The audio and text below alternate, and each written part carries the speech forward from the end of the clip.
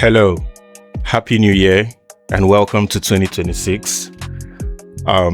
If you're a day trader, whether you trade forex, stocks, crypto, prop firms in general, and you're wondering about this new tax law and what it entails for you as a trader, then this video is for you, because you have to understand one thing. I understand everyone is angry with the new tax law, but you can't just avoid it by ignoring it. The best thing you can do right now is to learn how you can reduce it as much as possible so that you don't pay as much taxes. So if you're wondering how you can do that, then chill and watch this video. This is for you. Let's get right into it. First things first, we need to understand how trading is taxed now. So under this new tax law, the framework, trading is no longer seen as casual investing. So any profits that you make while trading is considered a business income, not just capital gains. So what this means is that your profits are taxed under personal income tax, and rates go up to 25%.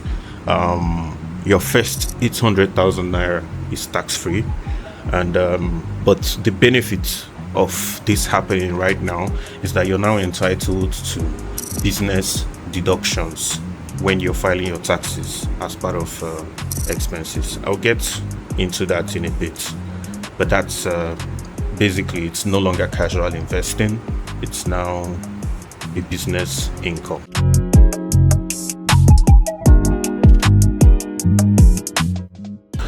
So there are two key ways that you can reduce your taxes legally as a trader. The first one is to stay below the tax threshold. So if you don't make as much profit from trading, and let's say you stay below the 800,000 naira tax-free threshold, then you're avoiding taxes legally. Okay, you're reducing the amount of tax you pay, basically. And the second thing that you can do is to deduct your trading expenses. So that's the business deductions I spoke about earlier. So your things like your internet, your data, your electricity, your trade setups, your trading subscriptions, your broker fees, the cost of prop firms that you're buying, all those things can make up as trading expenses, expenses that you had to make in order to make money from the market. So those can be deducted from your taxes. So if you keep records of these transactions, these receipts of these transactions, when you make payments for these things, you could use them to reduce the taxes that you're paying when you're filing for your taxes. So these are the two ways that you can do it, because if there's less profit on paper, then you have less tax to pay, but you must keep the records. That's very, very important.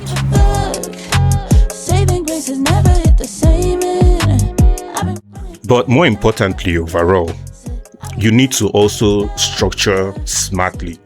So you need to separate your business income from your personal income. And what I mean by that is that you need to set up a business. For me, I've set up a business with a business account. And from that business account, the profits that you make from trading will be deposited into that business account. Okay. So when you need to make expenditures, like let's say buy prop firms, so you need to pay for something like, let's say, internet or electricity, you make those payments from your business account, and you keep records of those payments. Because what this does is that it makes the deductions easier when you're filing your taxes. It also protects you during audits, so that it is not a lot of confusions going on. Then it also makes you look legitimate as well to your banks and partners. That's a long-term proposition that you need to adhere to. And so you also, most importantly as well, if you're someone who have long-term investments, like let's say you buy stocks or you're holding crypto, those are not subject to the same type of tax thresholds with short-term investing, short-term trading. So in fact, in most cases, the long-term investing has lower taxes to pay. So it's best if you separate the financials between your long-term investing and your short-term investing. Okay, so keep it separate, don't mix it, because if you mix it up, you might end up having to pay more taxes. So something that's very, very peculiar with this is that you have to keep records, and you have to make sure that you are adhering to the thresholds and you are regularly filing your taxes. Reach out, find a tax accountant that you can be in contact with who can help you to file these taxes. But ultimately, this depends if your earnings are above 800k. Okay, so guys, that's about it with the new tax law for traders. There's really not much complications. You just have to be really aware that you're going to be paying taxes for the profits that you make. It's no longer business as usual where you're just keeping everything 100%. So, but the way you can reduce that is by making sure that you keeping records of your business expenses and every other expense that pertains to trading. That's the only way you can reduce the taxes. So on that note, thank you guys for watching. Please like, share and subscribe, and see you on the next video. Thank you for watching. Bye. I've been running out of luck, yeah.